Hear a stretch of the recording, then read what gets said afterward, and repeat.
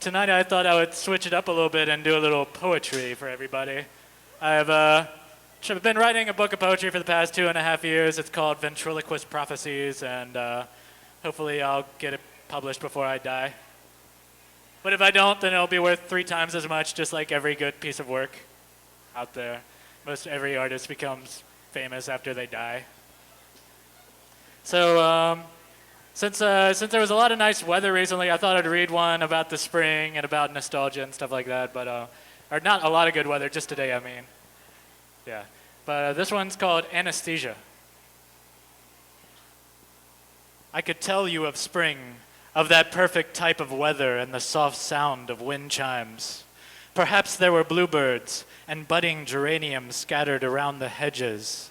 And then fresh-cut grass, a neighbor in the distance. Maybe I was content just sitting there, brushing primer to the railing. I could interpret it all, though I'm sure you've wrote those lines yourself. For me, it was the spring, and those certain words of weather that paint my grandmother's porch once more. Right. Thank you. So this one is about the, I originally wrote this, Seattle bus, metro, whatever, has this like deal where they try to publish poetry on the buses. And I wrote this one for that, and then I figured out that they had a length limit on it, and it was like 3 times too long for that, so fuck it. And this is called, oh. Hey, by the way, we're sponsored by Budweiser. This is called Number 14. It's about the bus I used to take to work every morning. 8 a.m. coming from Martin Luther means Danishes at the Franz factory, wheat loaves by 20th, and the baked-in relief of one last decline into downtown Seattle. In the left-face weight of peak hours, everyone wears the same expression, a quarter more seated and standing. It's pleasant enough without conversation, without selfish weekend phrases adding oil to fresh sardines. It goes beyond prejudice, races avoiding races, homeless sneering homeless. That's the usual fare. On the bus now, interest glued to windows and dog-eared novels, an occasional feigned half-smile for whoever sits beside. The Metro's whole hopes there's less this next stop, none being optimal, or some flailing pink vein chase that turned the corner late. This time the driver abides. Passengers sympathize reluctance. On rare days, the port glimpses over Chinatown businesses. In colder months, memory neglects those fewer still, where the Olympics make light of them all. A weathered reminder of how fluid this place really is. Almost an island, almost an ocean. A fragile system of crosswalks and irritated drivers waving their other cheek. It's to be expected when jaywalking becomes enforced. Gears of King Street Station discriminate the time. A rust-prone gimmick most think grows smaller through the back window. We all admit its face and scale, are hooked to its fashioned image, and we fish have such short memories.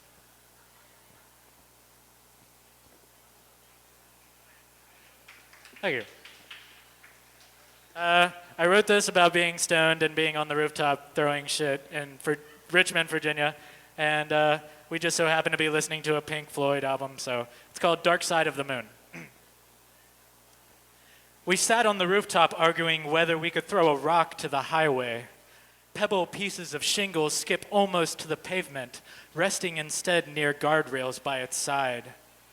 Cars wind by, a jealous sound of the nowhere lifestyle we embraced so well.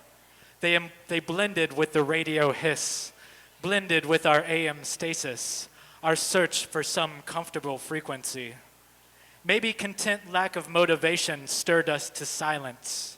Maybe being so high pointed to some beacon we never saw before. Or maybe it was knowing exactly what the woman screams in the great gig in the sky, then hearing it wailed through your own life's slowly repeating guitar chords.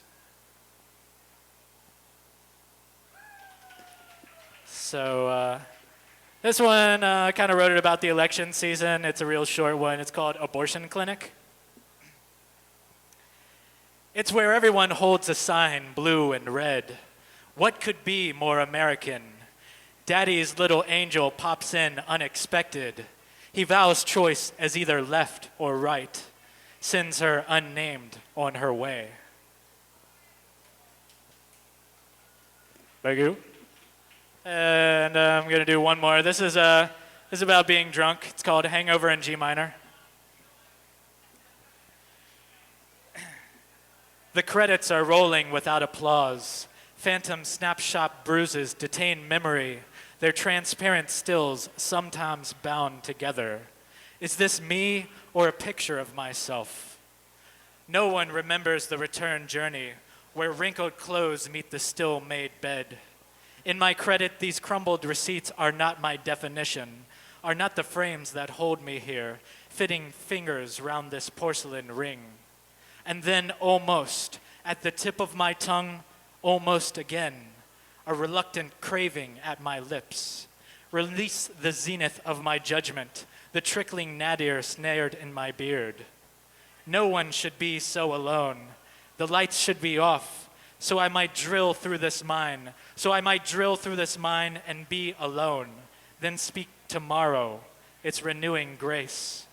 With it over, a cello could play my exit, could play the part of the movie that's just music, the part to make everyone leave.